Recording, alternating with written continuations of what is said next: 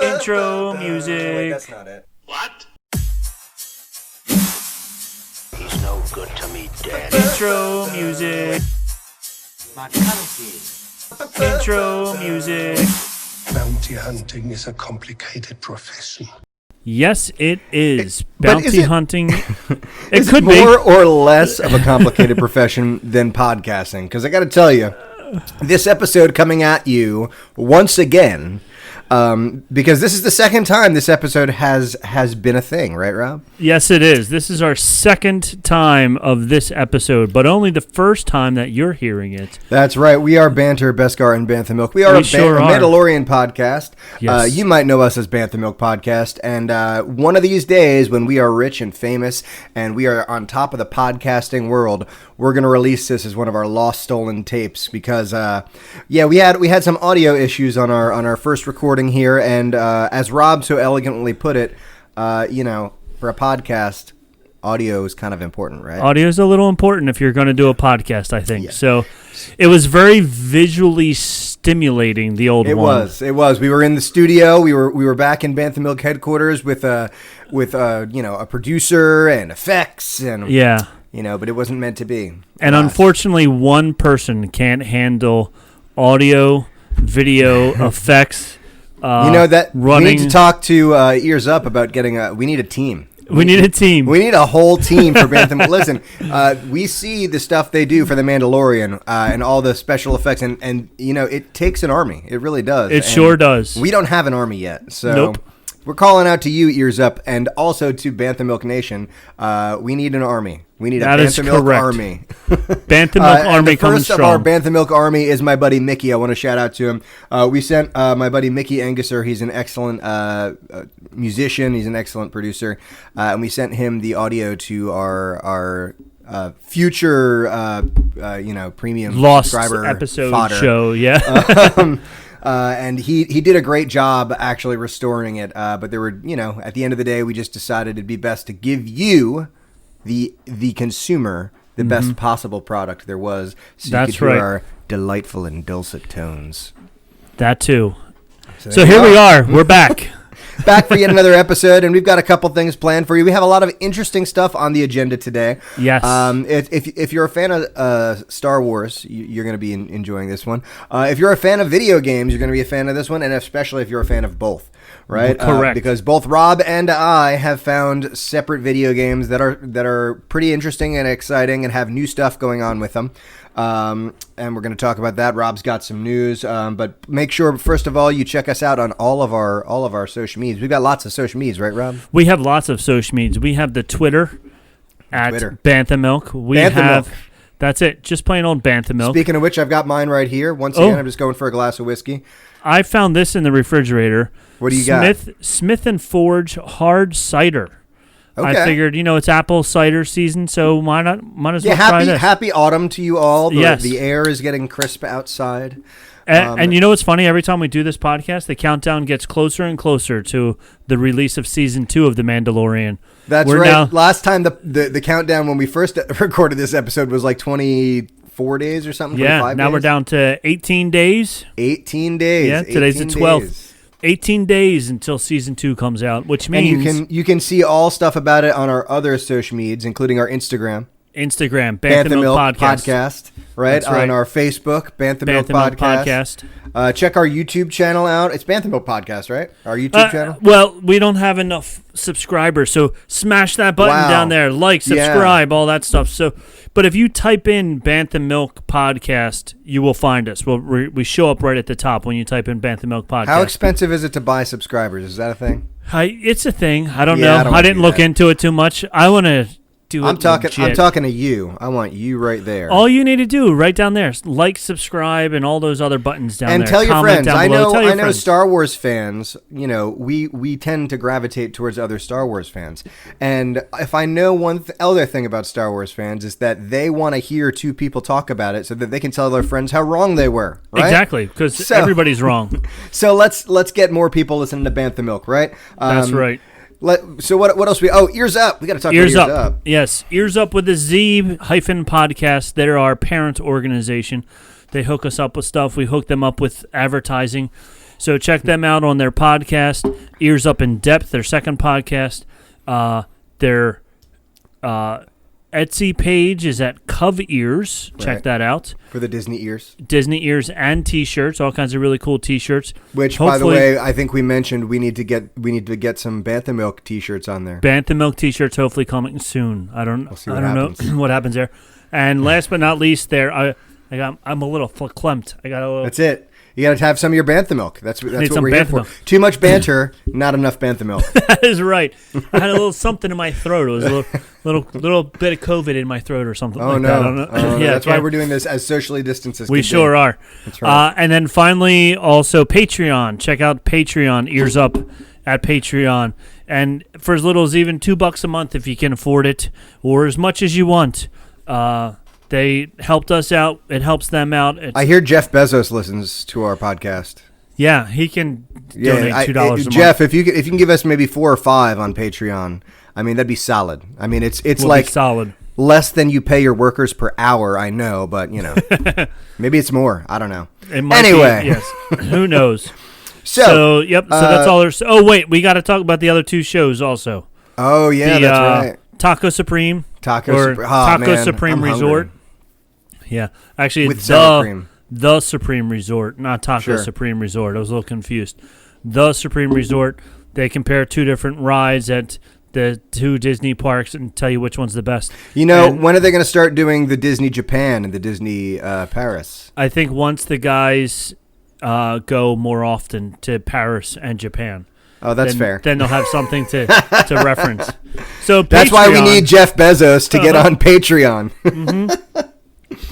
And then finally, they have another one called Scraping the Vault, where they watch all really old movies, Disney movies, and then they make fun of it. We've got the holiday season coming up. We have got to get that crossover episode going. Oh yes, I was watching. Who was it? Who was it from? Oh gosh, the woman who sings the song in the holiday special. She's one of the Golden Girls. Oh, that's gonna drive me crazy. Betty White? No, Betty White wasn't in it. It was Blanche? Was it Blanche? Blanche was in it? Who played Blanche? Come on now. You're asking really difficult questions. I mean, you were a child of the 80s. You were alive and well and thriving, right? That was B. Arthur? Yes. B. Arthur. Yes, B. Arthur was in the Star Wars Christmas holiday special, right? And it was fantastically horrifying, and I think we have to do a crossover special with them on that. I think we should. The Star Wars holiday special. You know what's embarrassing for B. Arthur? When you go to IMDb, in the known for part, it's the Golden Girls, Maude, Mame, and then the Star Wars holiday special. You know what? Good for her. Oh boy. Poor thing. All right. Star Wars news. And we don't have do we have our fun sound effects? We got new sound effects. Wait, okay. Listen, hold on. Ready? Star Wars news. There it was. Shout out to Mr. Bacon out there. Our friend Brian out there. He's a great guy. He's a great musician, and he hooked us up with some excellent transition music that we are going to probably maybe get better at timing. Maybe. We'll see. But Rob has got some Star Wars news for us. I do have some Star Wars news for us. Not a lot, just a little bit. Yeah, again, we're still in the drips and drabs era of the Star Wars holiday special here. Era. That's a era. Anyway, Star Wars October is Star Wars Reads Month. So there's this pamphlet here that I printed out. They have an activity pack, a whole bunch of free stuff, free books you can download if you check out their website. But go to StarWars.com and then search for Star Wars Reads, or even just like Google Star Wars Reads. It'll take you right to the link in StarWars.com. They're having specials all month long. I downloaded a whole book, a high school level junior reader book type thing, a Star Wars book. I downloaded for free. Which one was that? You're now once again asking difficult questions. It ran out on October 9th. You had to download it before October 9th. So at this point, it doesn't really matter because we're filming this on the 12th and people can't get it for free now. But it was a new free e-reader, so maybe if I start reading books, I'll read it. This activity pack, which is like 30 pages long.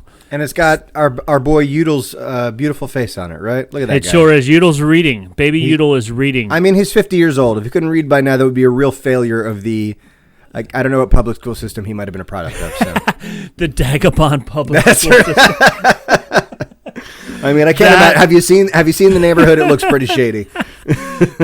I think that's got to be a T-shirt. Dagobah public school system with Baby Yoda's proud head in the middle. product of All right, that's got to be your next one. We got to figure out how to screen print that. We're gonna screen print that. That's gonna be amazing. Oh boy! And then the other news article that I just saw today on Apple Music. They have all these new. I don't know if they're new, but they were just promoting all these Star Wars playlists. So you can download Star Wars playlist if you're, one of those monthly subscribers to Apple Music. You can listen to all these awesome Star Wars songs, all put together for you in a nice big playlist. Sure, and almost all of them, I'm sure, composed by the masterful John Williams. Yes. Who, if you don't know who John Williams is, it's kind of strange that you're listening to this podcast because probably most of the people who listen to this podcast have heard of the guy. Probably. Yeah, he's a fantastic composer, and I've come up in I'm a musician, so I've come up in the classical music world, and there's a lot of snobbery sometimes around John Williams with composers and musicians, and I'm here to tell you, enough.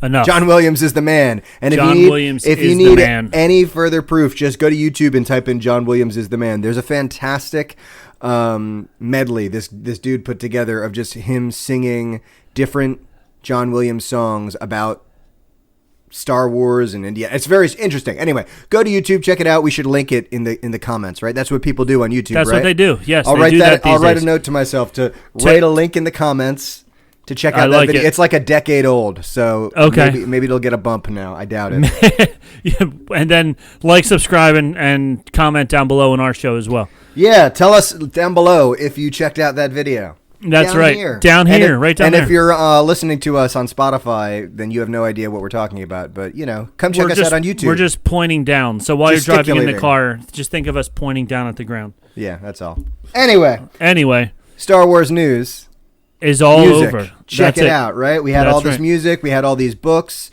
We got visual stimulation. We got auditory stimulation. And we can stimulate your mind, all with Star Wars. And life is good. Life is good. And with Bantha. Star Wars News. All right, now for why you tuned in, or one of the 3 reasons that you tuned in. I thought they tuned in because they wanted to see you, Rob. They did. Really like you, and you've got a kind smile. I have a kind smile, which you can't see half the day because I'm wearing a mask over top of it, so it makes it really hard to see. And I will mention with that kind smile that when we're in the studio, we have a nice video screen that we can kind of see stuff. So I don't normally get to see when we're like this, the intro video that you might get to see on YouTube. But when you do, you get to see Rob's excellent COVID beard that I really miss. The many beards of Rob. Yeah, Rob, you get some really thick foliage on that face, man. I do. I think you got to bring it back. And you said you do usually for November, right? For Movember, I sure do. So, and it works out perfect because the first episode of The Mandalorian comes out on October 30th. So that'll be the last day that I'll shave. Oh, man. We're going to get to see the many shades of Rob's facial hair throughout the first season. 4 weeks after that, you'll just see it growing out. So meanwhile, it took me like 4 years to grow this, but that's okay. Anyway, we do have some stuff for you. Now, if there's one thing Star Wars has, it is merchandising. It sure does. Right? Lots and lots of it. Because that's the big moneymaker, right? And you can't have Star Wars merch without some of the coolest Star Wars merch out there, and that is the vehicles, right? Correct. We can all pretty much agree that the Star Wars vehicles are some of the best. So we have our top 10 Star Wars vehicles that we wanted to share with you all. It was a highly scientific method that we did by this. And you know what's funny? You want to hear the funniest thing about this? Sure. Is that we filmed this a couple days ago. We messed up. The audio was bad. I'm just now realizing this. I'm sorry. It's funny. And so we scheduled a time to reshoot this. Even though you're currently going to see this, there's mistakes in here. Like there's errors. We forgot to put some stuff in, and I still did not No, put I the think. stuff in. Oh no, No. that's funny. He's on. Oh well, we had a whole week to fix it, and I know, it's still wrong. That's great, but that's okay because we're That's here to all right. explain it to you anyway. And some of you can't even see our slideshow. But we are going to list for you our top 10 vehicles in Star Wars, starting with number 10. And it's interesting to see how they correlate to one another. Yes. I think. So here we go with number 10. Number 10. Why don't you tell me about your number 10, Rob? My number 10 is the shiniest, sleekest ship in all of the fleet, the Naboo Royal Starship. Yeah. I ranked it 10 just because of how awesome it looks. It looks like a Blackbird, like a stealth, the original stealth fighter Blackbird, or not even fighter. The B-2 bomber. The B-2 bomber. Yeah. So super cool looking, super shiny. I just don't want to be the one that has to polish it after every flight because... No, I feel like there's got to be a lot of space dust to get it all over it and mess with that. Unless they have some sort of alloy in a galaxy far, far away that... I mean, I'd imagine they have shields. They can probably deal with that. That would repel dust and dirt and everything. Yeah. Have you ever been to Chicago? Oh, sure. The bean? The bean. It looks like the bean. If you took the bean and turned it into a spaceship, that's what it would be. But it's great because you see the bean from far away and you're like, oh, wow, look at that. It's shiny. But you get up close and all you see are people's fingerprints and smudges and stuff. And everyone wants to touch the bean. Because I used to live in Illinois. I lived in Illinois for 2 years. And so I would always, whenever anyone would visit, we'd go see the bean. And, the first time, second time, I did the touristy touch the bean thing. But every time after that, I realized... Man, thousands of people touch the bean daily. Yeah. And after COVID, man, I don't know if anyone's ever going to touch the bean again. I don't think so. But I was about to call it the COVID bomber. The COVID bomber. The COVID bomber. That's what we're going to call the Naboo starfighter from now on. But it's really cool looking. I think it's like, George Lucas got a hold of CGI all of a sudden. He's like, all right, I'm going to make the sleekest, shiniest, prettiest ship. Yep, he figured out that he could make reflective angles and stuff in the computer, and he was like, check this out. And it's like what in the 1960s or 70s, I guess 70s when he was making this, it's kind of like what you would expect an alien spaceship to look like. And, really smooth and it like almost like a Flintstone or Jets, not Flintstones, Jetsons sort of a thing. Yeah. The other one, right? Yes. The other, was that Hanna-Barbera? The other Hanna-Barbera. That was exactly the same, just instead of in the past, in the future. Although, there's like that theory that Flintstones is actually in the future, but it's a post-apocalyptic future. That's a great theory. Yeah. So, but my number 10 was not only just a great starship class in general, but a specific one. It was the Raddus. The Raddus, which is an MC-85 Star Cruiser, which was like the Rebellion and the New Republic's version or answer to the Star Destroyer, right? Yes. Their fleet, big fleet cruisers. And the Raddus in particular, I think, is cool, number one, because it was named after a really awesome dude, General Raddus, who, for those of you who pay attention to these ridiculous names, because there's a lot of names in all these Star Wars there are a lot of movies. names, and a lot of ridiculous names, too. Yeah, but Raddus is one of the tamer ones, Mm-hmm. So far as Star Wars names goes. Yes. But Raddus was the general who pretty much helped win the day at the Battle of Scarif and helped the Death Star plans. He's Mon Calamari. Helped the Death Star plans to get beamed up during Rogue One. And so this ship was named after him, and then like 30 or 40 some odd years later, this ship was, driven straight through a giant Star Cruiser at warp speed to help the Rebellion continue to live. So yes. I think it's just a pretty cool looking ship with a pretty cool story. I like it. Not quite the style and the flash of the Empire, and as far as their design goes, but right. It gets the but job still, done. it got the job done. That's right. That's right. Number nine. Here we are, both on Naboo, or not Naboo. Whoa, that's Tatooine for number 9. Tatooine, yes. Go for it, Rob. I went with Anakin's pod racer because since we were doing all vehicles, I wanted to make sure I got a little smithering of all types of vehicles. A smithering. And then since I don't think that's the right word. That's okay. I like it. It's the right word for me. It is. And since this is also Nick's favorite generation of Anakin Skywalker, Jake Lloyd is my hero. I did this mostly for you because I knew how much you loved Jake Lloyd, and you loved the phenomenal acting of this young Padawan of a Jedi Knight. But the little fella, he built this whole pod racer all by himself. So I thought that was pretty cool, and it was a pretty impressive pod racer at that. He was able to fight off every other pod racer and win the big race. With a pretty darn significant disadvantage, considering everyone got like a 45-second head start on him. Yeah. I love when the good guy, falls in the beginning of the race, or in this case the engine just kills out on him and he can't get started and everybody passes him, and then somehow they manage to catch up. Yeah. So it's like somehow he manages to catch up, and yet at the end it's neck and neck. Like you would think if he's going that fast, he would just go right by him. Nope. He was able to catch up a whole lap. Yeah. But then once he caught up that lap, then he had to slow down again. But you know what, Rob? The Force. It was the Force. The Force helped him along the way. It's true. He's Yours is a very much larger ship than mine. Yeah, it's a little bigger, probably a little slower. A little bit. Definitely a couple more cup holders in this vehicle. I chose Jabba's sail barge because if there's one thing that I absolutely know in my life that I enjoy is luxury. Yes. I don't see much of it, but when I do, I enjoy it. I enjoy the finer things like a glass of whiskey or Bantha milk. Me and my family have gone on vacation to like maybe once or twice in my life to like these all-inclusive resorts where I'm like, oh my gosh, I just want to sit here on the beach and eat hot dogs all day. That's all I've ever wanted. And that's what this and that's what you can do on Jabba's sail barge is just go there and hang out on the deck. I guess it looks like there's a deck. I mean, I know it's kind of militarized looking, but it seems like if you were kind of a little more chill than Jabba were, you could have a good time on this thing. And you got droids serving drinks, and you get to throw people into a giant space monster. You know what I just realized this is? What's that? This is the Star Wars version of a pontoon boat. Absolutely it is, for sure. It's just a big old deck. You just chill out. Easy ride. It's not going to be fast. It's going to get you to the spot. You're going to get where you want to go, and you're going to enjoy it. You're going to enjoy it. You're going to have a nice party while Crack you're there. Crack a cold one. That's right. Throw people into the pit of cankering, That's right. Just sit back and relax. So I agree. This is a great ship. Good choice. Yeah. All right. Number 9. Going on to number 8. What do you got? Wait. Number 8. There's something wrong here.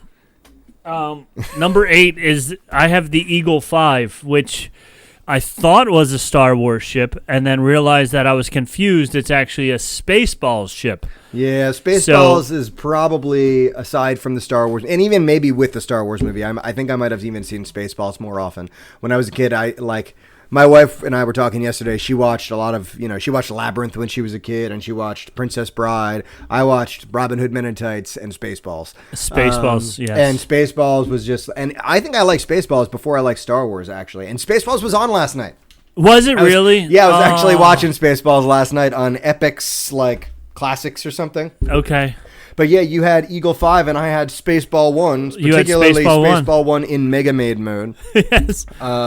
Which had the impressive ability to suck all of the air off of planet Druidia within a matter of seconds. Right. Well, when you can, when the password to open the air vent is the hardest password ever.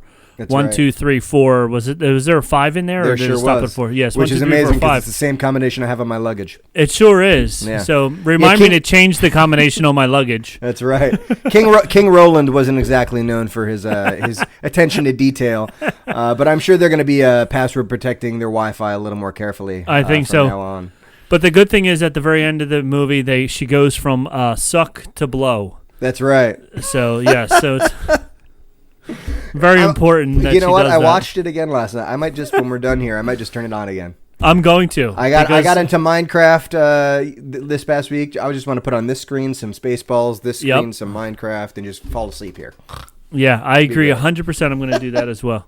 But yeah, if you're going to travel in space, the only way to go is in a Winnebago. So that's why I picked the Eagle 5. I think great. Do you think it comes with its own Mog? It does. It sure does.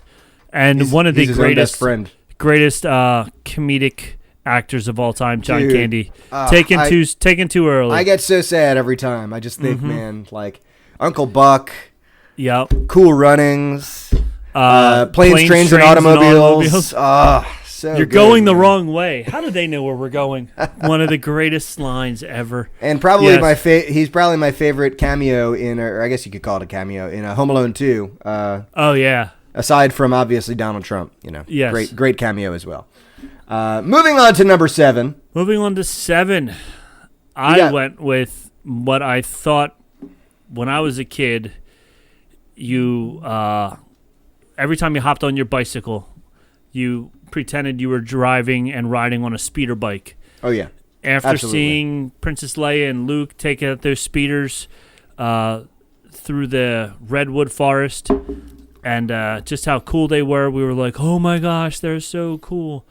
So, totally love the speeder bikes. And that, I feel like, because that was like the latest episode of the original trilogy, it was again like the one where George had the best sort of technology on hand, so he was kind of getting the hang of it more. And so like I mean you kind of look at how they filmed that redwood scene too, and they talk about how like they filmed it at, I think it was something like 1 frame per second or something. I don't know. They filmed it up a ridiculous amount, so you're actually traveling through those redwood forests at something like 250 miles an hour or something. Yeah.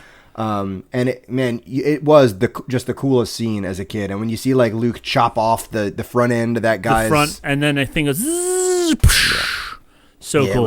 It was pretty excellent. So yeah, absolutely. And of course we get that excellent new addition to the speeder bike canon from Mandalorian season 1 with our jerk guys who the least favorite. Yeah, right. The fan least favorites. We loved them. We did love them up until they started punching Baby Yoda. You do not hurt Baby Yoda. There are certain lines you don't cross. Nope, and that's one of them. That's one of them, right? So yeah, all right. Speeder bike, great bikes. choice. Yours stays low to the ground, right? Mine's a little higher there, right? I went with the TIE Interceptor in particularly, right? The TIE Interceptor, which we will talk a little bit more about when we talk about the new Star Wars Squadrons game in a minute here.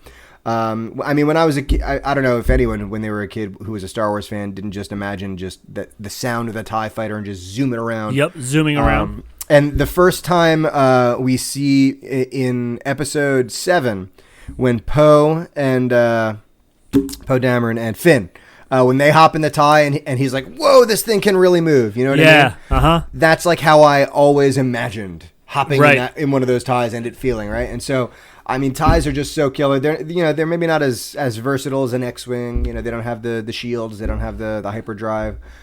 They just had the sheer, number one, the Empire always wins out when it comes to style. It just looks cool. Yes. And it's got the sheer killer, like, speed and intimidation factor.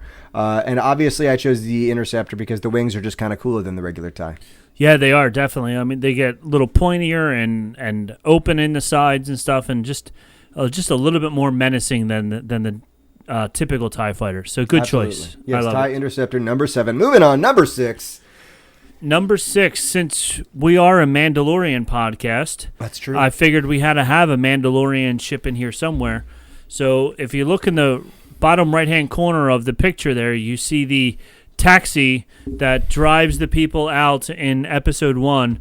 That was my Mandalorian. Oh, no, that's not the one. Oh, that wasn't the one? No, that wasn't the one. You know, I was wondering. I was going to say, you could have picked a shot that had it a little better in focus, but this makes a little more sense now. It makes a little bit more sense that I actually chose the Razor Crest instead.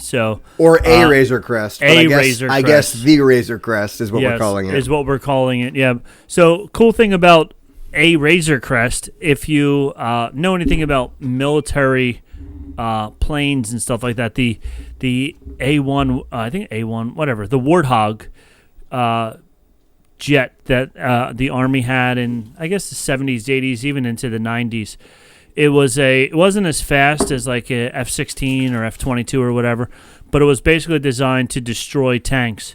And it had 2 giant jet engines on either side of it, and that's what this spaceship was based off of, was the Warthog plane. So check out the Warthog. You'll see the giant jets in the back of it that propel it, and that's why the Razor Crest looks the way it does. And I mean, the Razor Crest is just kind of a cool ship. I mean, especially Mando, Kyle Din Djarin, right? Yeah, with whatever all you of his call many him. names. Yes. He's got a whole chamber in there to store his many carbon frozen victims. He's got a back tube in case he's got to use the back tube, right? He's got a little bed in there so he can take a little nap. Yeah, and he's got a really cool little shifter that Baby Yoda likes to play Baby Yoda loves to play right? with the little silver knob there. Yeah. So the Razor Crest, I dig it. I do. I went with a slightly larger ship, which Just again, a little bit larger. I don't know if you can technically call this one a ship, but I'm bending the rules because I think it's pretty cool. And it is Starkiller Base, and I like Starkiller Base for a myriad of reasons. The first one being that it's a planet that they turned into a super weapon, which is, I think, kind of cool. Yeah. A lot of people kind of complained about Episode 7, that it was a rehash of Episode 4 and it was unoriginal. And honest to goodness, sometimes Star Wars fans can be saltier than Crate. Yep. But I liked it. I thought it was just a perfect amount of homage to new. And Starkiller Base just has a lot of cool things in it. Number one, the prevailing theory is that this is Ilum, the former planet where, if you watch Clone Wars, you get a little bit of it. If you played Jedi Fallen Order, you get a little bit of it. This is where Jedi used to go to farm their kyber crystals for their lightsabers. And it's where the Empire farmed kyber crystals for the Death Star. And we haven't really seen a whole lot of detail yet, but it's probably where the First Order took over operations and created this super weapon out of. So that's number one. And number two, the name Starkiller is just kind of steeped in Star Wars lore. Luke's original working name was Luke Starkiller, and after that was changed, excuse me, they used that later on in the Force Unleashed games as their main character's name was Starkiller. And those were actually really interesting and killer games that, unfortunately, the story has been made moot because he used to be like a main character in the founding of the rebellion, but he's gone. And so now we have Starkiller Base. So it's just a cool base with a cool name and a cool origin.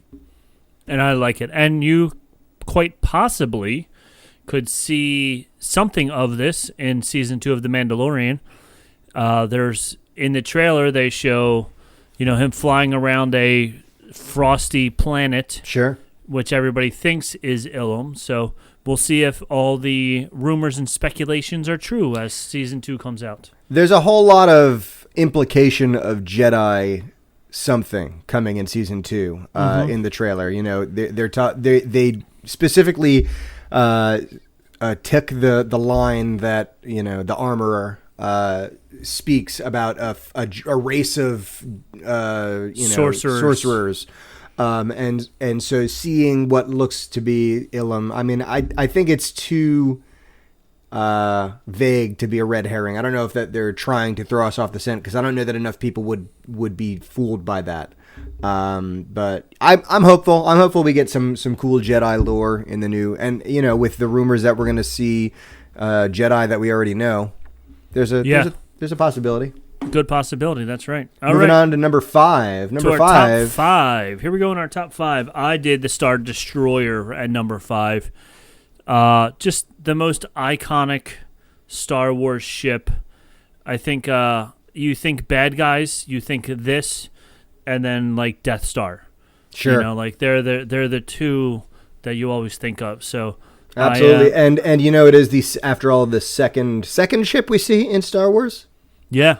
Right, and it is the first Imperial ship we see. So, and it has great music playing underneath. It's it's an emotional roller coaster to Star Wars fans. It's like that. We have significant ties to that ship, and of course I went with that and just extrapolated a bit, right? And I went with the Executor, which is Darth Vader's personal flagship and a super Star Destroyer.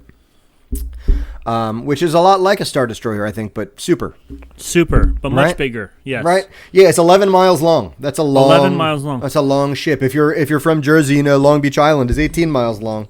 So just stop around Harvey Cedars, and that's how long that ship is. It's a pretty long ship. A big ship. Now imagine how much material you need to make a ship that size. I mean, that's a lot of metal. Where are they getting all this? Yeah, where do they get it from? That's a good question. I bet they got it through some scrupulous means. Probably. They're not the nicest guys. You think about it, this is 11 miles long. The Death Star is huge. They blow that up. They build a second Death Star, even bigger. They have some definite means of getting some materials quickly. Yeah, now in the Knights of the Old Republic, right? This video game that I keep touting on this podcast. There's actually a thing, and like an ancient relic, like a space station, almost called the Starforge. And the Starforge is actually basically a giant engine that churns out bad guy stuff. Churns out ships, churns out space stations, turns out fighters, right? So maybe they had a Star Forge. Maybe they found a way to churn stuff out like this. I kind of doubt it. They kind of just, but who knows? I love, this 11-mile ship, this 11-mile long ship. We get a shot in the last of the original trilogy of it just taking a nosedive into this giant Death Star, which I guess is much bigger than that. So it's just a cool, the Death Star or the Star Destroyers in general are just aces in our books. Yep, 100%. Oh yeah, NumberFive, NumberFour. NumberFour. Boom. In my opinion, one of the most awkward vehicles in the Star Wars. The snow camel. The snow camel. Yeah. Like I'm sorry. I'll call it what George Lucas calls it, the AT-AT. Yeah. Even though you don't call the other one the AT-ST. You should, though, because it sounds cool. But yeah, the AT-AT, the AT-AT is my number 4. I mean, the thing is just a beast. If you're one of those AT-AT people and you're angry at us for making fun of you right now, tell us down below. Comment, subscribe. Down below. Smash that subscribe button down below. Oh boy. But yeah, so the AT-AT, the AT-AT, it's the typical lion and mouse syndrome. This thing is the lion. And nobody thought, like, they saw him coming. They were running, hiding. And then all they have these little itty-bitty ships with some string behind them. And they just tangle their legs together, and they all fall down. And then they're useless. So, but as a kid, you definitely wanted one of these from Mattel. I mean, these things were enormous. Oh, the ones that opened up. And they open up. Inside. Yeah, you could put your people in there and all kinds of stuff like that. We have the Lego set for this. I got it for Pagan for Christmas probably one year. And we used to have it out and displayed because apparently we're adults. But we had to put it away because our cats were knocking it over and breaking it. Yeah, and it's too big and expensive to lose all the pieces to. So and have to have emergency surgery to get it out of a cat's stomach. To get it out of a cat's belly. Yeah, they don't like eating the AT-ATs, the AT-ATs. No. All right, you. But I went with something that I'm imagining just based upon the way Star Wars fans think. I'm probably going to be seeing on your list in a couple minutes here, right? Probably, yep. The X-Wing is just iconic. And again, when it comes to top 10 lists for Star Wars, people like top 10 lists because it lets people kind of talk about the different fun things that we like about it. But when you get into the top 5 and the top 4, it's really hard to differentiate. I could have really interchanged a lot of these top 4 because it's Star Wars. They're all awesome. But the X-Wing, it does have just a cool factor. It's got that old school, fighter jet, Desert Storm feel to it almost. You got the S-foils that, they stay like this, and then you get that awesome, time. All those fighters are just waiting to pop those bad boys open. It's like, come on, say it.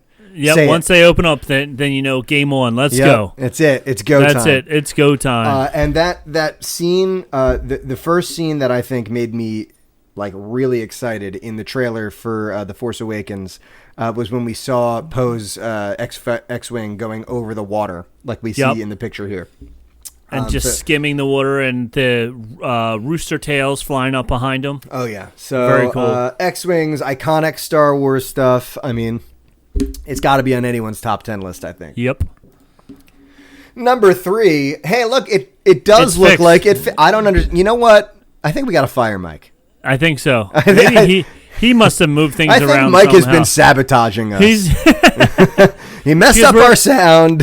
He messed up screen 3. So, right. But we're back. So everything works great. Number 3. I have the X-Wing at number 3. But you went with a more iconic shot. You have the Battle of Yavin shot. Which is, I have. Yeah, I have the original X-Wing. You've got R2 and Luke, Red 5. With the 4 jets there, Red 5. Yeah, the total original X-Wing. You went OG. with the new X-Wing. Yeah. But I like the X-Wings as a whole because they have stood the test of time.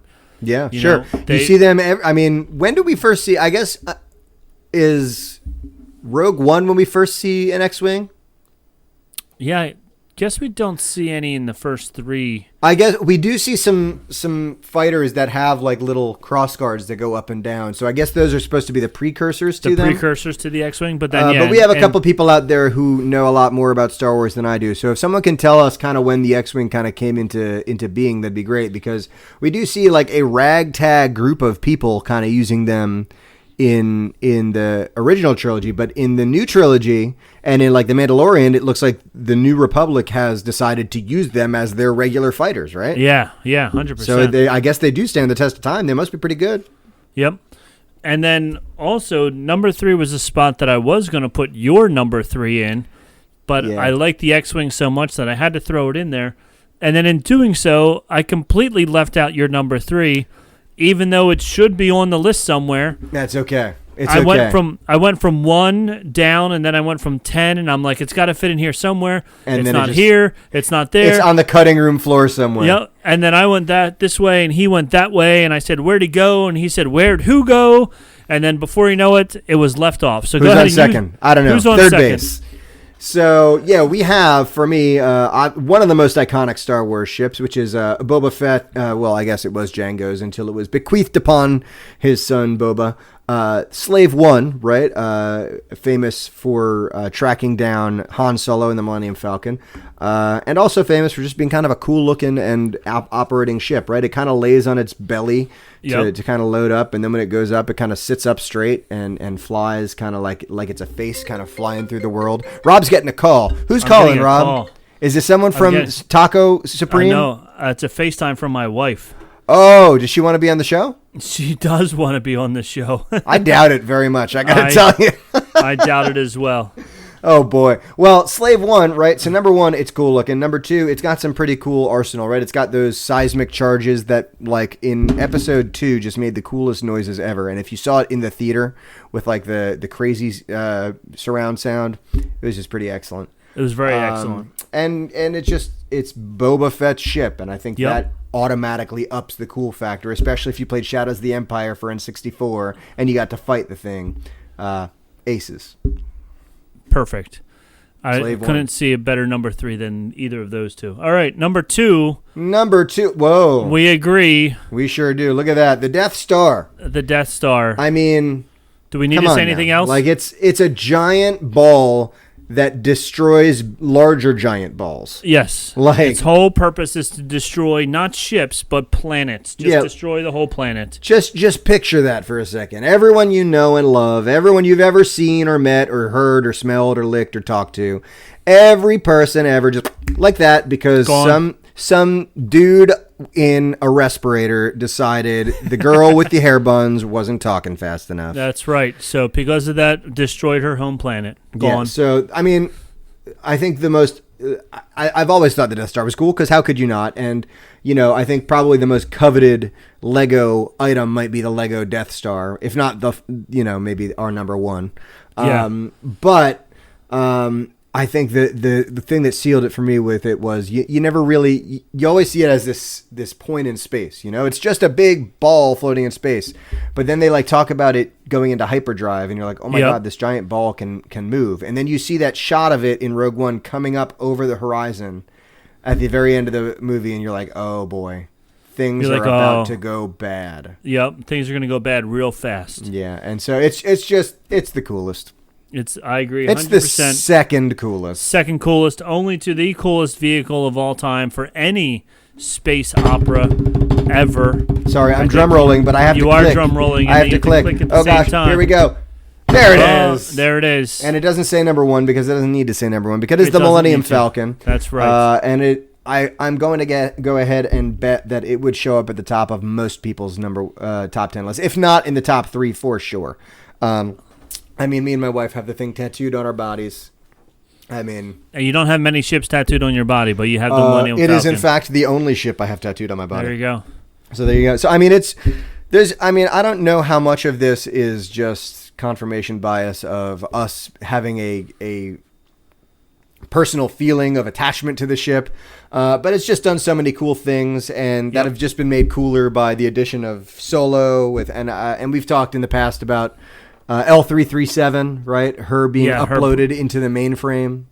Yep, her brain is now what travels and gets him all the way through the Kessel Run in under 12 parsecs. If you round down. If you round down. That's right. So and it's really cool, and it's kind of a, we talk about the silly thing of Han, oh, you're alone? Solo.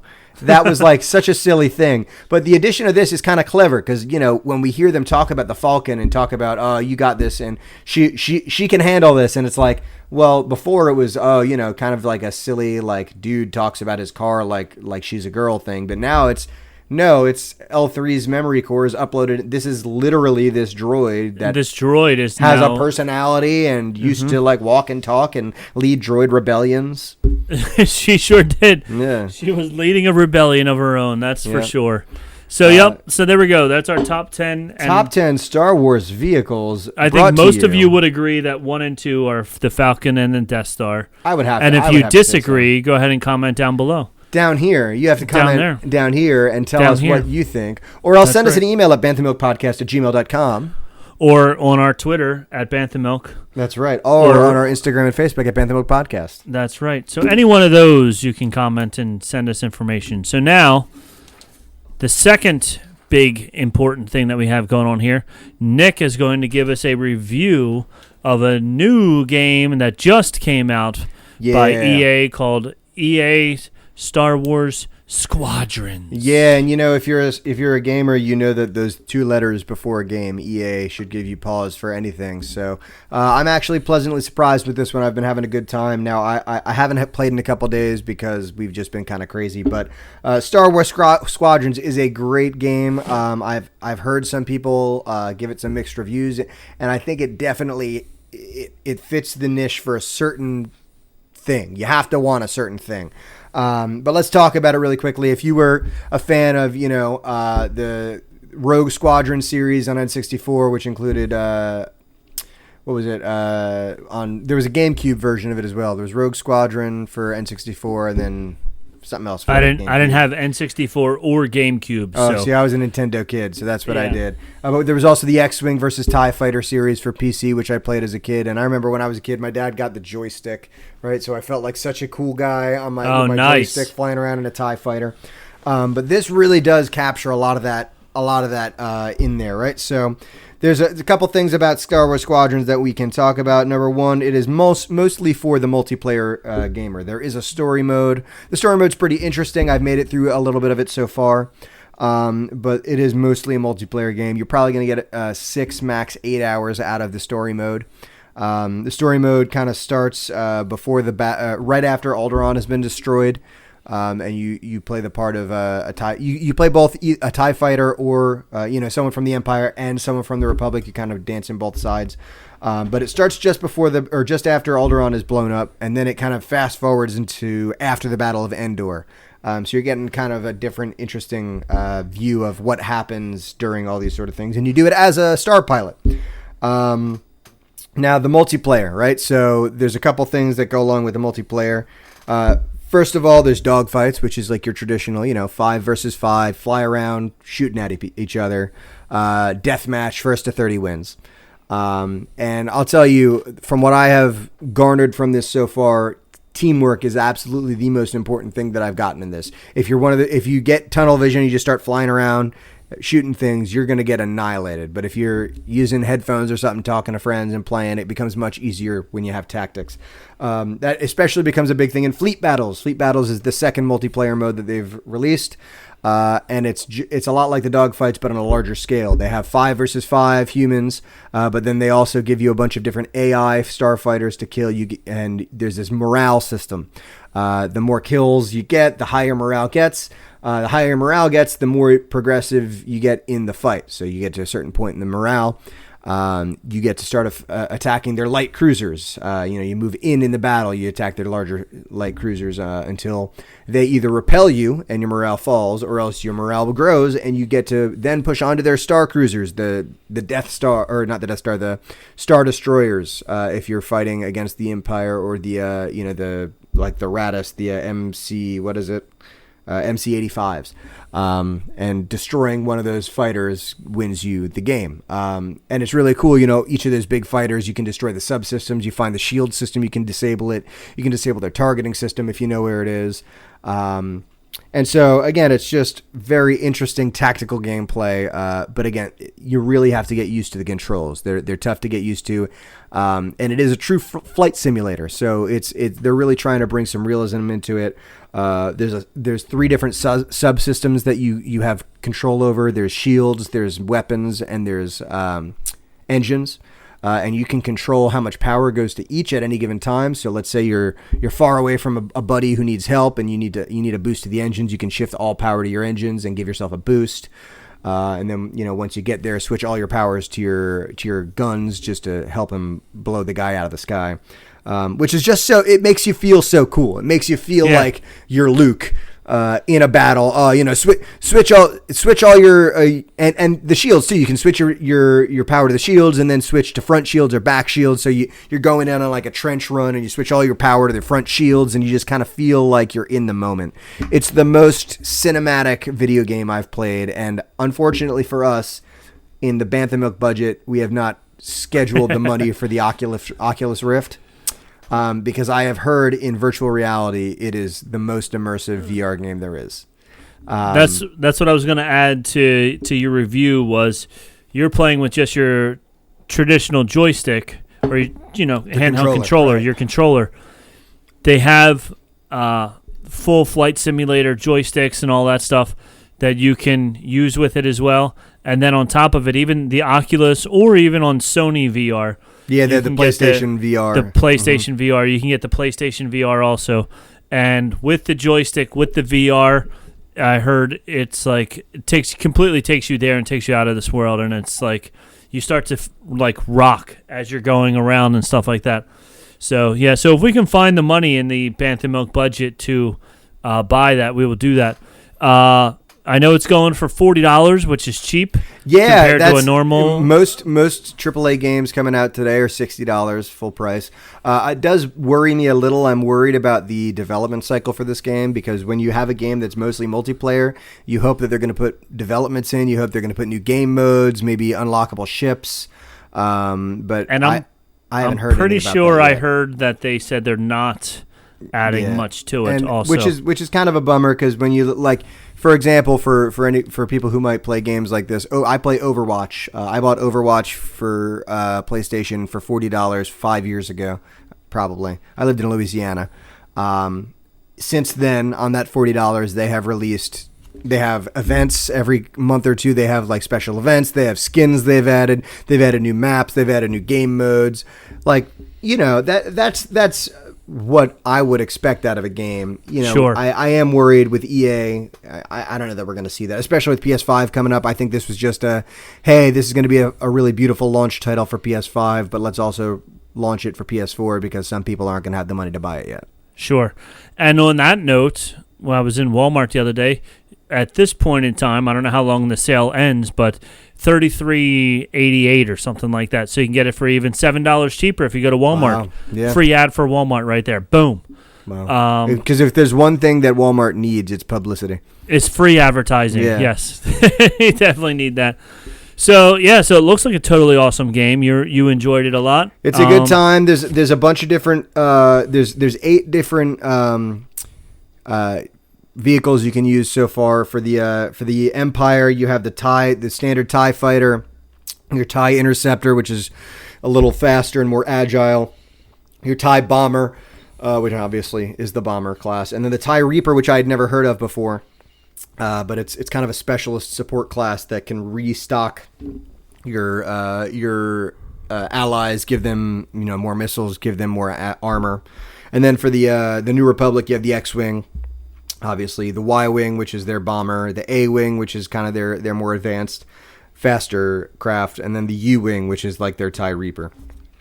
So it'd be great if we learned that there were some unlockables. I mean, in like the Rogue Squadron games, you could unlock the Millennium Falcon, and you could unlock a lot of different interesting stuff. So I would hope they wouldn't drop the ball and miss an opportunity like that for this game. But so far, the play and the actual gameplay of it is a good time.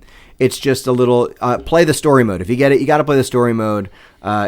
They do like hold your hand and try and teach you all the different. They teach you there's a way you can drift, and that helps you to turn quicker and stuff like that. So they do kind of give you the basics of flight in there. Awesome. Yeah. Great game. Very Check good. Great review. Great game. From what I've seen, it looks totally awesome. I just haven't gotten around to buying it yet.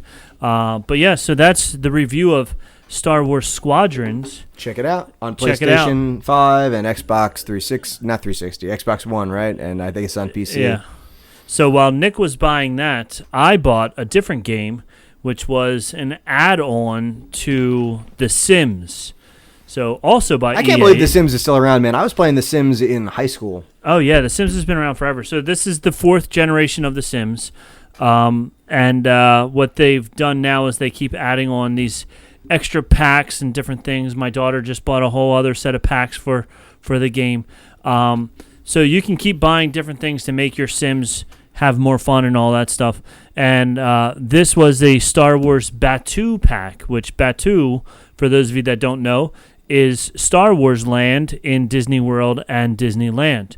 So it's a whole separate thing. You go there, you go to Batuu, you do some missions in Batuu, you can earn credits and money and things, and you can buy stuff in Batuu, and then you can bring it back to your Sims house, and you can add all these cool Star Wars things to your Sims house. Now, a friend of ours from the show The Supreme Resort named Dan is a huge Sims fan. He plays The Sims all the time, and he learns how to break The Sims. So what we're going to do now, Dan and I talked for about an hour, and I broke it down to about 15 minutes. But this is a 15-minute clip of Dan breaking The Sims. And so we'll listen to that. It was supposed to be about how Dan plays in Batuu, and then find out real quickly that Dan doesn't like Batuu at all. Yeah, he does. He seems to. I know he mentions the linear kind of goal-based thing, and I understand The Sims is not really a goal-based game. It's more of a sandbox. A sandbox with a lot of cocaine in it, apparently. Apparently, you can add a lot of cocaine into it. I was a little taken aback by that, but all right. It's interesting. All right, so let's go to that interview with Dan, and then when we come back, we'll talk about my feelings of Batuu. Yes, I'm also from something called Taco Supreme. Taco Supreme, one of our favorite shows on the Earz-up network. And Scraping the Vault. The Vault. Yes. Vault. Yes. Easy for you to say. It's very easy. It's easier than Banter, Beskar, and Bantha Milk, that's for sure. Yeah, I just call it the Star Wars Land show because that's what it's about, right? You made a whole podcast about Star Wars Land at Disneyland? At Disneyland, yes. Okay. And we go there from New Jersey. We fly there every weekend. Yep. Don't you think it's great that Bob Iger made up this entirely new, rich story for the Disney parks exclusively? Yes. This whole everything, Bob Iger's amazing. What can I say? He's fantastic. He's fantastic. He came up with this mythology around this Mandalorian. He came up with Mandalorian. He came up with Batuu. He's involved in everything. The guy's amazing. He's a genius. So since we're talking about Star Wars Land, let's talk about why you're actually here, Dan. That's right. So there's a game called The Sims 4. Mm-hmm. It's the 4th installment. When's Sims 5 coming out? Anytime soon? I hope I'm working on it. Okay. Should be out at the same time the vaccine comes out, so November. Okay. But until then, mm-hmm. you have this update or this, what do they call it, a game patch? Well, okay, so The Sims, I've been playing The Sims since the original Sims, and it's gone through a ton of changes. Most of them good, some of them bad. They have figured out that we just want to give them money, much like a certain company that may or may not have released Star Wars Land. So they come up with an update to the full game every once in a while, but then they also come up with an expansion pack, which is like a huge. They introduce new game operations, and then they have something lesser than that called a game pack, which is what the Star Wars Batuu Galaxy's Edge thing is. Okay. And then they have another thing that's a little bit less involved called a stuff pack, which is just stuff. Okay. However, having played this game for a while, they aren't. Sometimes the expansion packs seem like a stuff pack, and sometimes the stuff pack seems like an expansion pack. This one is right in the middle, and it feels to me like a stuff pack. But okay, yeah. Now, you said that you hadn't played The Sims before this. So, I played Sims years ago. I played the first maybe two versions of The Sims. I played SimCity when that first came out. I thought it was the most amazing game ever. Oh, SimCity's fantastic. Yeah. So when they came out with The Sims, I was like all on board, especially when you found out that you could put the Sims that you created into SimCity.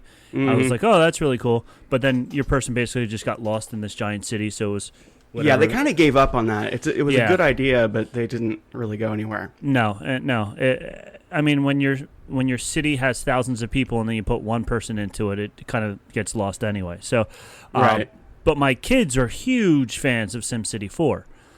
Oh, okay. It's Sims, right? Not SimCity? Sims. I'm sorry. Yeah, Sims 4. Yes. So when this expansion pack came out, like they were always buying all the different packs that you were talking about, like the different levels of packs, the stuff pack, the items pack, and all that stuff. So they were constantly buying upgrades for their Sims. Mm-hmm. And then when this one came out, I was like, oh, all of us can bond over this game. And I don't know, for whatever reason, my son played it a little bit, but since going to Batuu is so much different, like you're doing missions and stuff over there. Right. They kind of lost interest because you have to. So if you go to Batuu, there's all kinds of missions and things to do there, and then I from what I understand, when you complete those missions and stuff, you'll be able to bring stuff back into your Sims regular land. Is that correct? That sounds right.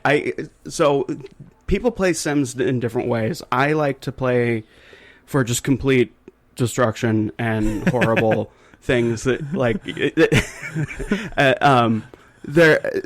but from what I understand, it's the Sims in general are more like open-ended. You can do whatever. There's a bunch of cheats that you can use to like extend life indefinitely and have unlimited money and everything. So it's very much a sandbox sort of thing. However, Disney doesn't really like sandboxy stuff. So I think the idea with this one is it's very mission-based. Yes. And that's weird to me, because that's not Sims. It feels to me like there was a game for NES, back when NES was making games.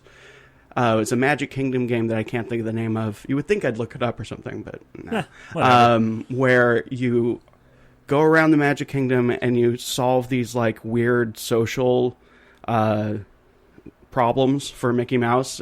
Okay. You'd be like, here's a star piece, give it to Goofy, and then you go find Goofy, like, here's a star piece, like, great, here's a peanut butter sandwich, give it to Dumbo, and then you're just wandering around the park aimlessly. You're just doing chores for these characters. So this game feels a lot like that, and I don't know, like, I'm curious, as someone who had never really played The Sims, like, coming at it from that point of view, is that fun to you? So that's what I was thinking as well as I'm playing it. So I've been playing this other very old game. I have the CD of it right behind me here. Nice. And you can tell it's old because the case is cracked and everything. That's good. Good old Star Wars Galaxies from. And Bob Iger made that, right? I think he did. Yes. Okay. It was. And then he made the update, which everybody hated, and that's why people stopped playing it. Right. But it was a great sandbox MMO game, and now there's all these people who made their own servers of it now, so you can play it again now. That sounds actually fun. It's totally fun. So if you're interested, let me know. I'll get you into the server that we're in. My friend Tom and I, who's been on the show, he and I play it for hours on end, every night. So it's amazing to me. Nice. And we were talking just the other day about how we hate on some of the planets, like it's got nighttime and daytime. And at nighttime on some of the planets, it's so dark that you can barely see anything. And we're like, why are you making some things real world, like day and night, but yet you don't make other things real world, like having to sleep or go to the bathroom or anything like that? Right. And then that's where The Sims fits into this, where you have all these missions, but you're trying to get through all these missions, and then you have to stop so that you can eat something, and you have to stop so that you can sleep and go to the bathroom. But you don't have to. And do you know about this? No. Okay, so there's a ton that you can do with cheats out there.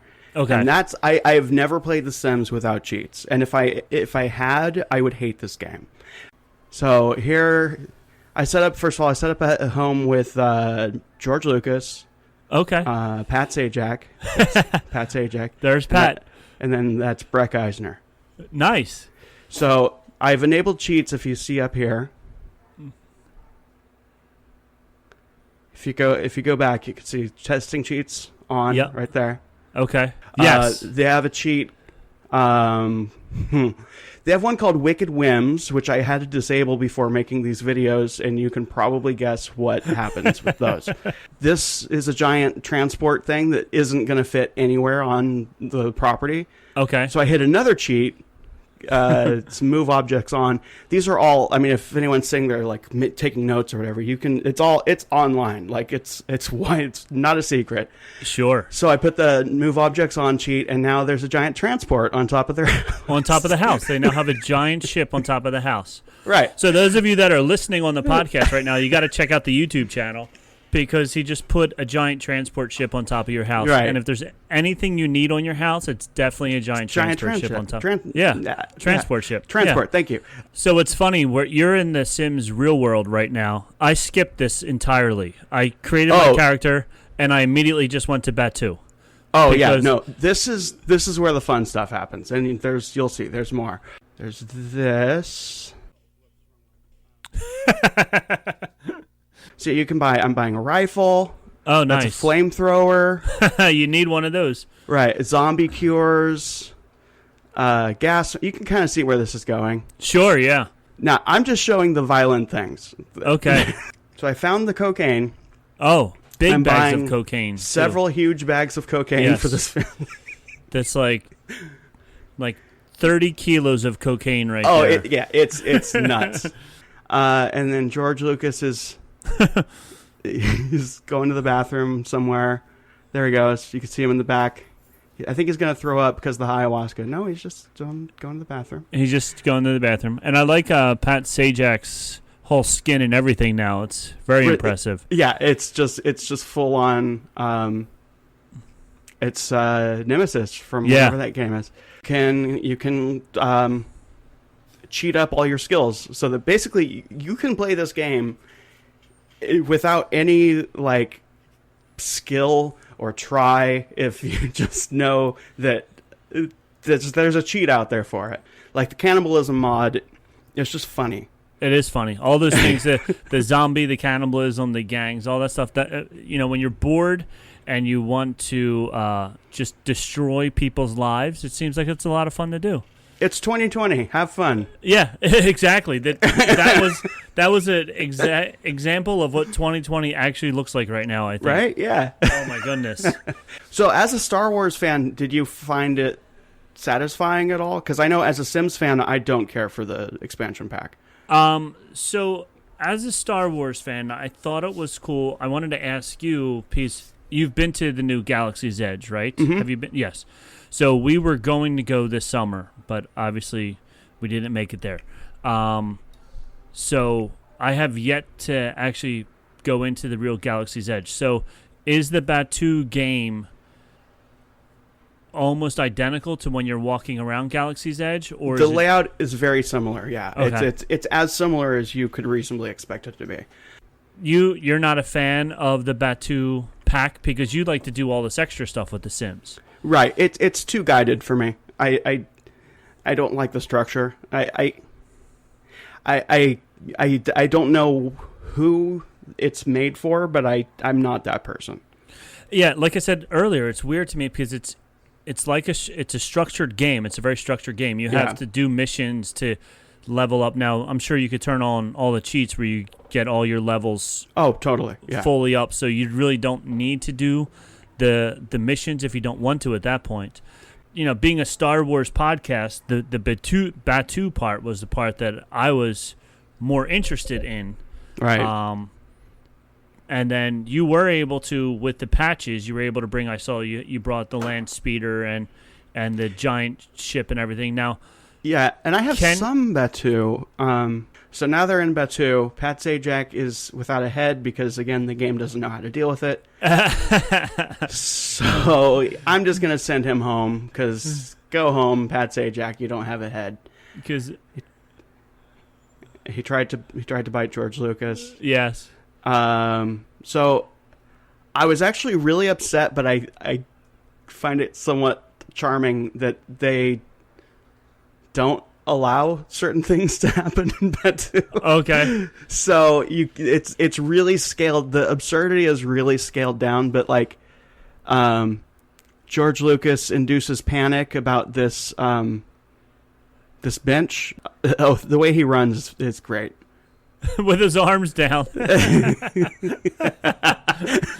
I feel like the game knows that that's supposed to be George Lucas, and they're like, it's probably how he runs. We're going to make him awkward.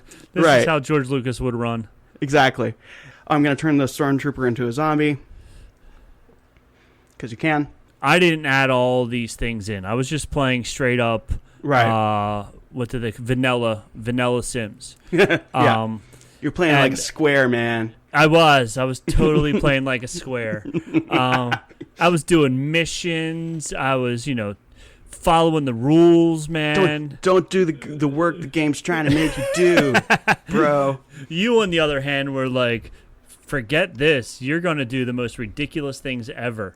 Oh, yeah. Immediately, I'm like, how can I break this? How can I break the game? And I'm like, ooh, let's see if I can get my guy to level up the real way. So I'm sitting here playing for like 3 hours to get him to like level 3. You're like, click, click, click, click, click, boom, level 10, all done. Yep. And I'm like, wizard, yeah. Well, that's awesome. It's a fun review of how to destroy Sims. So, well, thanks, Dan, for stopping by. Thanks for having me. And back to our regularly scheduled programming, I guess. And we're back. Wow, look at that. That was great. That was great. That Rob. was wonderful. So I've just by watching this again, I like I'm a video game guy. I like video games, and I haven't played a Sims since The Sims 3, which has been a while now, I guess. And even that was on my phone. But I played I remember the Sims, like the original Sims I was playing in high school. But I got the itch when I saw that. I was like, ooh, there's Star Wars in The Sims. Yeah. So I could get down with that. Here's the deal. The Sims, as Dan talks about, big open world concept. You just do whatever. You want to send them to work, you send them to work. Or in Dan's case, you find all these mods and these downloads, and you download and break the game, and you put download on top of download and mod on top of mod, and then you have all kinds of demented, disgusting things going on, which makes it even more fun because it makes it a completely different game. And then the Batuu portion of it is fun because you get to walk around Batuu, you get to go into the different shops, you get to see everything that would be in Star Wars Land. And as Dan said, he did go to Star Wars Land, and the layout is very close to Batuu. Me personally, I liked Batuu because I haven't been there, so I like doing the missions and stuff like that. But as a Sims game, it is weird having missions and jobs and all these things that you have to do, and then getting distracted because your Sim then has to go to the bathroom while you're in the middle of trying to do this mission, and then he gets distracted and he runs off and he's trying to talk to somebody. So it's weird because it's like a mix. It's Sims wants to do this, the Batuu patch wants to do this, and they tried to get them to go together, and it doesn't really flow, I guess is the word. Yeah, but I think movie companies and Disney in particular is getting more hip to the fact that their target demographic is getting advertised to different ways. Like with Marvel and with the new Star Wars movies coming out, and the amount of in-video game stuff they did in Fortnite. You know, they did events in Fortnite. They did whole trailer releases in game in Fortnite. Song releases. Musicians did whole like concert and songs and stuff like that in Fortnite. Yeah, so they're realizing, the target demographic has always been younger kids, and they're realizing that more and more younger kids are playing these video games. And so they're using that to their advantage. I don't blame them for it. So if you haven't been to Star Wars Land or Disney World or Disneyland, and especially now that Disneyland is closed, and you want to walk around Star Wars Land, Batuu, and check it out, then this is a great thing to do because you can see what it looks like. You can see how cool it is. You can see what Star Wars Land would look like if you were there. If you're a Sims fan and just like the fact that Sims is an open world sandbox, you're probably not going to enjoy it that much. But if you're just a game player and you just want to play a Star Wars game that you haven't played, this patch is only $20. So if you already have the Sims 4 laying around and maybe you stop playing it for a while and you want to play something Star Wars and you don't want to spend $33 or $40 or $70, you only want to drop $20 on it, go ahead and pick it up because it's pretty cool. That's right. And, we've got, I don't know that we have a lot of confirmed things coming up our way, but as far as Star Wars video games go, we've got definitely Lego Star Wars, the complete saga coming out pretty soon. And that's great for all y'all casual gamers who aren't, really people who necessarily consider yourself good at video games. It's something my wife can even play with me. We also have, I'm almost positive we're going to get a sequel to the Jedi Fallen Order. That one was a huge hit. It's considered one of like this generation's best video games. So we'll probably get one of those as well. There's a lot of, I feel like there's been a lot of missed opportunity with Star Wars video games, and I'm hoping now that video games are a little more mainstream, we might start seeing a little better. So we'll see what happens. So there we go. So that's it. That's 2 video game reviews, a top 10 about vehicles, and a little bit of Star Wars news mixed in there. So all for the second time. Second time around. So second time. I think we should do this one more Full time, House, or is that and we'll have a nice tight show. Okay, this was it. Yeah, this was it. So you didn't want me to hit record yet, don't right? record. We'll just. Okay, I figured this was our dress rehearsal. So we're just going to start at 10 o'clock tonight. We'll just do it one more time and have a great 30-minute set. Sounds great. All right, well, you know where to find us. We're on the social medias. We're at Instagram. We're on Facebook, both at Bantha Milk Podcast. We're on Instagram at Bantha Milk. You can email us at banthamilkpodcast@gmail.com. BanthaMilkPodcast.com. Check out all of our Don't friends. forget our website. Yes, indeed, banthamilkpodcast.com, where you can check out our friends also over at the Earz-up Network. We have a good time chatting with you. We'd love to hear from you. So email us at banthamilkpodcast@gmail.com and give us some drink recipes, because I finished my glass of whiskey and none of you have given me any Star Wars whiskey drinks yet. That's right. We need one. So fill my glass. Send us some stuff you want to hear from us. And that's about it. I'm going to put up also a video, the 52-minute video of Dan breaking The Sims. And I'm going to put that on our YouTube page also, called Dan Breaks The Sims. And we'll see if that gets more hits than our normal podcast does. And if it does, I think we have to retire. Yeah. That's fair. I think that's fair. So don't let us down. Please don't let us down. Please like, subscribe, and smash the comment below, down below, all that stuff. All right. Go ahead, Nick. Take us out of here. From all of us here at Bantha Milk Headquarters, we have spoken. We have spoken.